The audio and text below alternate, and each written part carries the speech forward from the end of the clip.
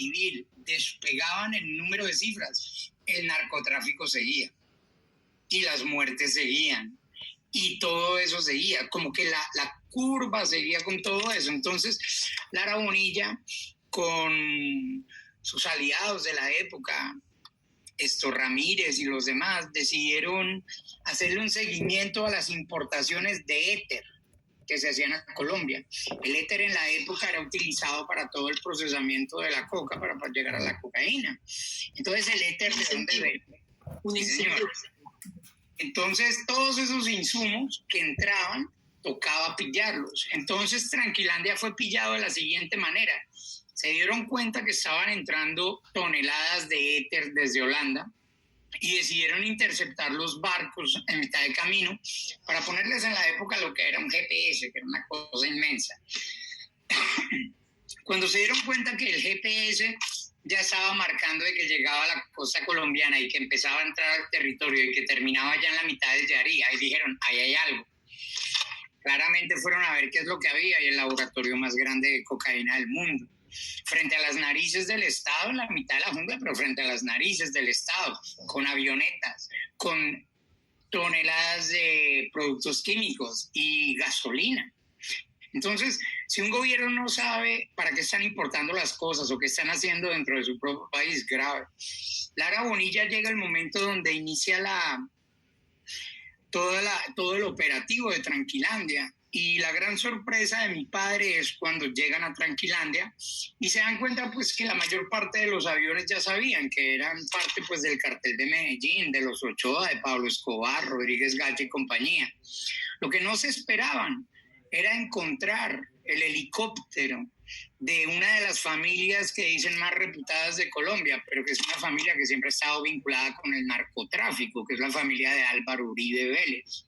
Cuando mi padre llega a Tranquilandia y pide los reportes de propiedad de todas las naves, pues claramente se da cuenta que ahí está el cartel de Medellín.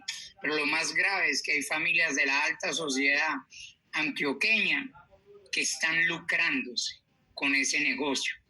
El helicóptero de la familia de Álvaro Uribe pertenecía a Alberto Uribe Sierra.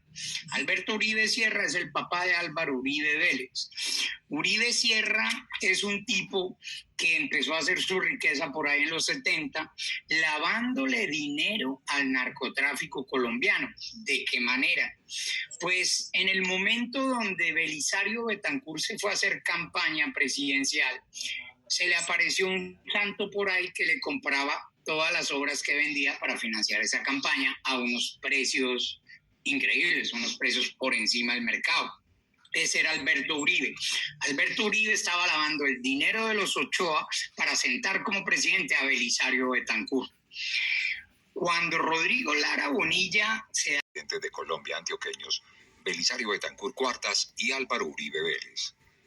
La República de Colombia ha tenido 6 presidentes antioqueños: Carlos R. Restrepo entre 1910 y 1914, Marco Fidel Suárez de 1918 a 1921, Mariano Ospina Pérez entre 1946 y 1950, el contraalmirante Rubén Piedrahita Arango de 1957 a 1958, Belisario Betancur Cuartas, cuyo periodo presidencial fue de 1982 a 1986, y Álvaro Uribe Vélez, presidente de 2002 a 2006 y de 2006 a 2010. Los únicos vivos son Betancur y Uribe.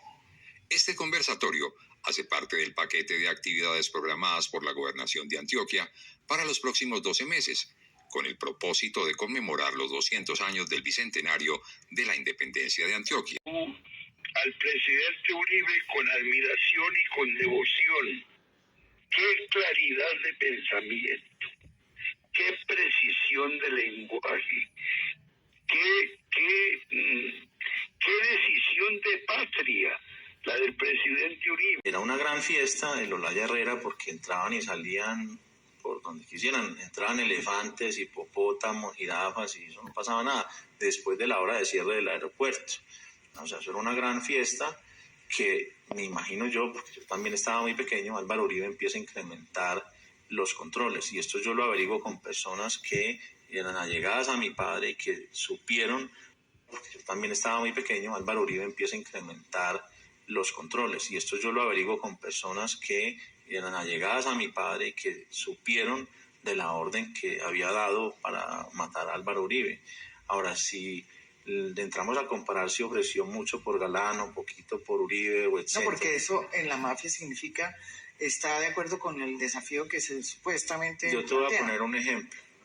Hablemos de El Indio, el hombre que le puso la bomba al Mónaco. Si entramos a evaluar esa cosa, mi papá le puso un valor de $3 millones a su cabeza, tipo un campesino. Eso es lo único que evidenciaba, no era ni el nivel de peligrosidad, sino el nivel de deseo de mi padre de que muriera lo antes posible. Básicamente, uno no puede entrar a juzgar el nivel de importancia de los personajes o el nivel de amenazas que representaban para la vida de mi padre y para la actividad de mi padre. Según Álvaro Uribe Vélez, para los negocios de tu padre, que Luis Carlos Galán. El nivel de amenazas que representaban para la vida de mi padre y para la actividad de mi padre. Según tú, era mucho más peligroso Álvaro Uribe Vélez para los negocios de tu padre que Luis Carlos Galán. Recordemos en qué época fue director de la Aeronáutica Civil Álvaro Uribe, en el año 1982. 3, porque después de que... Bueno, Galán muere 6 años después. Mediados del 81-82, y Álvaro Uribe Vélez pues ya tenía poder en 1980, porque el accidente que presuntamente desapareció tiene que ver con la función que cumplió Álvaro Uribe Vélez en la Aeronáutica Civil en 1980, porque el accidente que ustedes mencionan en el informe periodístico fue a mediados del 81-82, y Álvaro Uribe Vélez pues ya tenía poder ahí. De casualidad puede que haya metido la mano. Gonzalo Uribe haya trabajado en Somondoco, significa que su papá no tenía mucha plata. Porque si fuese un señor de mucho dinero, ¿cómo se iba a venir a una finca en Somondoco, Boyacá? Ese par de personas